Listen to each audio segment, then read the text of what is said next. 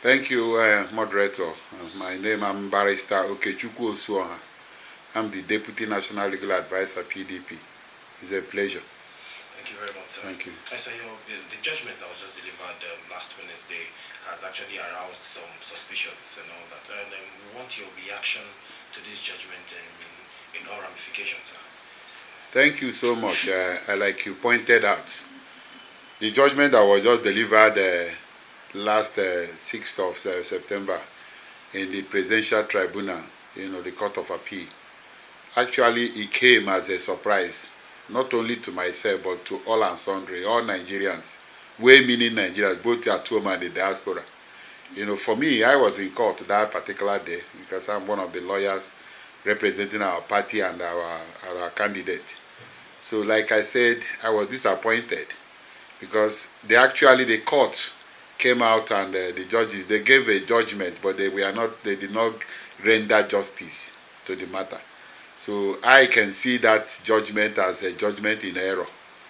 We know that law is dynamic and is mutable. The law keep on developing, and the court, like in law, we say that whatever is the pronouncement of the court is what is the law. But then everybody looks up to the court as the last hope of the common man. It's a temple of justice. And even the judges who are the members of the bench, and even the lawyers who are equally members of the bar, we're all members of, we are all, in the temple of justice, we are ministers. But especially those of the judges, they are seen as they should be above board because they are looked upon, as arbiters. And when they come out to give judgment, they should equally look at the facts of the matter, look at the evidence adduced, and then arrive at their judgment. And that's why most times when you see a judgment of a court, there are rules, there are things you need to identify, what we call the obiter. The obiter dictum is what actually informed the court to arrive at their decision, or the stare decisis. But these things were lacking in that judgment because looking at what I saw in the court that day, everybody says it. You saw there's issues that need to be addressed. When you talk about evidence, the court was even appearing as if they were aligning with the respondent, whether they were taking side. The way they reacted whenever there's an issue that concerns the respondent, they were there as if they were praising the respondents. But when it concerns the petitioners, which my party is one of them, PDP, they reacted vehemently, with anger, as if there was even one of the judges were saying, do we expect them, the court, to manufacture evidence? But I saw during the proceedings, there was overwhelming evidence that were tendered by my party and even the Labour Party, even concerning qualification. The respondent was not even qualified ab initio from what the evidence tendered by my own party, showing that the forgery, the certificate forgery that was there, even the matter is still pending in a court in America, showing that there was forfeiture, drug forfeiture, money laundering, that involved drug. And then I saw the court. The court supposed to be a court, like I say, a temple of justice. So they would have, even if they don't want to, rule on it, but they should have stood up to condemn that fact that somebody that is going to be a president of Nigeria would have had a case in court in America concerning or involving drug proceeds, and he was indicted and he forfeited that money. They were saying, like some of them were saying, it was not a criminal matter, whether civil or criminal. But at the end of the day, there was forfeiture. And in law, that's what we call plea bargain. When you forfeit something, you're trying to secure your freedom, and you had to forfeit something. The court would have risen up to condemn that particular act, even if at the end of the day. They're talking about transmission. I saw when the court was even saying that INEC has the right to transmit or collect results in any manner they want, which is not in order, because the Electoral Act was amended in 2022, and the innovation of that amendment of that act was that inclusion of electronic system of voting and transmission of results, and that was why the federal government spent billions of naira even procuring. The INEC was giving so much money to procure the beavers machine.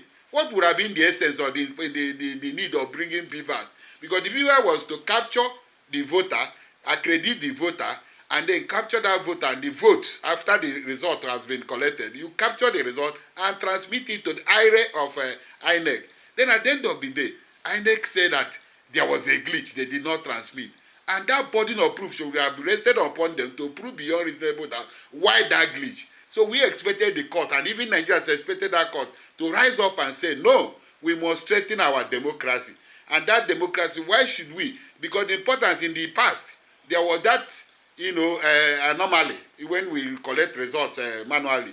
There were people who can manipulate the results, because if you collect it from the polling unit, before you get to either local government collection center or maybe finally to the total collection center, you will see that people can impugn some figures in there, just like what happened. We tendered documents, and even Labour Party tendered documents from INEC, that most of the result sheets were blurred, no figures were seen. Even the ones that were seen, they saw them Tipexing them, there were Tipex on them, like in River State. These were things that happened and occurred, that took place in that election. We expected the court to condemn it, so that our younger generations who are coming up tomorrow, the future generation, can have confidence in both in INEC, both in the judicial system. Because if you don't do anything, you say the INEC has a right to transmit. You are finished. The Nigeria is finished. Then talk about that. You talk about the fact that, okay, INEC made promises. They said they were going to transmit. They said they were going to, and they failed in those their promises. Those are things we expected that they will rule on it. Then coming to that 25% of the FCT is a constitutional matter. And court supposed to be a court of legal direction, in order to develop and more of our law. You are talking about a constitution. There's provision in section 134, which provided for FCT. But it said that for you to be announced as a winner of a presidential election, that you must secure 25% in at least 2/3 of all the 36 states in the federation, and that conjunctive word and the FCT. That makes it mandatory. But the judges, the court now ruled and was even taking FCT to be like one of the states of the federation, making it 37 states, which, as far as I'm concerned, was in error, because there's rules of interpretation in law. We have the rules we call the literary rule. That's, you have to interpret literally whatever word you see in that constitution. We have what we call the golden rule. The court has to use golden rule. But the final one is the mischievous rule, the mischief rule. You use the mischief rule to know what is the intent or the intention of the drafters of the constitution. Because the members of the National Assembly, the legislative arm, when they make laws, we were not there. You didn't know what they want to cure. There must be a defect they want to cure. But when you want to read the constitution, the law says you read it, what we call community reading. Go to section 1 of the constitution. It provided that Nigeria should be a federation consisting of states and the FCT, the Federal Capital Territory. This is in section 1. That Nigeria should be a federation consisting of states and the FCT. So when you are not talking about making FCT a part of state, it did not, and it went further. Even if you go further, there's a place it provided in the constitution that provided about the 36 states, even defined them and made them, there's a schedule for 36 states. And it came to local government, it brought 774 local government and defined them. So there's no place it defined FCT as a state. So when you are reading, you do what we call community reading. Not only that section 134, you now said FCT is now regarded as a state. Because there's no governor in FCT. There's no senator in it's only one senator. There's not three senators in FCT. So all these things, we have looked at them. As far as I'm concerned, the court of first instance has pronounced, given a judgment. But one good thing and one beautiful thing is that we still have a window, that there's still a door open for appeal, which is to appeal to Supreme Court, which is the highest court of the land. And why it is important is that Supreme Court, apart from adjudicating in matters and ruling on cases, they are a court of legal direction. They direct. And when they direct that this is the law, it becomes the law. So that's why we are saying that the justices, eminent jurists, they did well. They did their best, because human beings, we are all human beings. Anybody is prone to mistake and whatever. But I know why we are talking about this. Democracy is, defines the will of the people. That's why he said it's a government of the people, by the people, and for the people. So when you are talking about democracy, you look at the mindset. the mood of this nation, the mood of the people. Nigerians say that that election that occurred or took place in 25th February 2023 was undermined, was rigged, was manipulated. That it is clear. Even the foreign observers,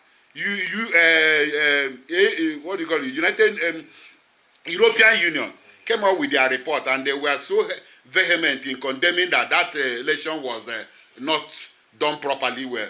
And the people came and was reacting, condemning European Union. But this same European Union, people who support Nigeria, both in our election, they provide funds, even in other NDS activities. They still have to assist Nigeria, and they provide funds. And these are people you brought as foreign observers with our local observers. They came up with a report, a well-detailed report, telling us that that election was undermined, was manipulated. And you are trying to jettison this. It's not good. You need to look at something that is going to bring for a future generation, leave a legacy for our younger generation. That's what I'm telling you. Thank you very much. Thank you so much. Thank you, sir. Now, looking at the PDP, of course, the PDP has acquired the certified true copy of the judgment. Okay. The next thing now is the appeal. Okay. What's going forward? What is the next step? What is the next thing? What do you have to tell Nigerians going forward?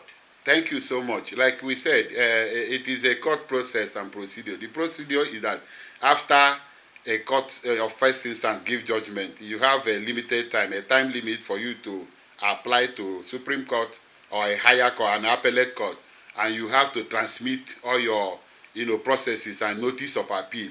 So my party PDP have actually taken action. We are moving to Supreme. Even the presidential candidate have directed our legal team, and even the party have equally directed our legal team. All those processes are being taken care of. We are moving to the Supreme Court. We are transmitting all our documents and every document we need to rely upon, and equally the certified true copy of the judgment is part of it. And I know Labour is equally doing the same. But one thing I want to commend Nigerians and then the youths, importantly, is that Nigerians have seen it. They are more civilized. Nigerians are a civilized society and enlightened, because people used to condemn the youth and Nigeria. They are interested in their matter, because the late leader of Eastern States those days, Odumegwu Ojukwu, will tell you that because he's involved. The youths are involved because they know that what is at stake concerns them. Nigeria concerns them. Everything about Nigeria, nobody is greater Nigerian than another person. We're all Nigerian. But one thing I commend them is that for the way they have taken this matter, starting from after the election to the time the matter went to the tribunal and now going to the Supreme, they've always reacted and responsibly and looking at it that they don't want violence. Nobody wants violence. Nobody wants chaos or anarchy. But we want the due process of the law to be followed. We want the rule of law to take place. We want at the end of the day to achieve justice for Nigeria. That's why even everybody is saying, commending that people should go to the highest court of the land, Supreme Court, and let the court interpret our laws and interpret this judgment and come up with justice that can bring peace and equity and justice in Nigeria. That's what we are saying. Thank you very much. Thank you so much.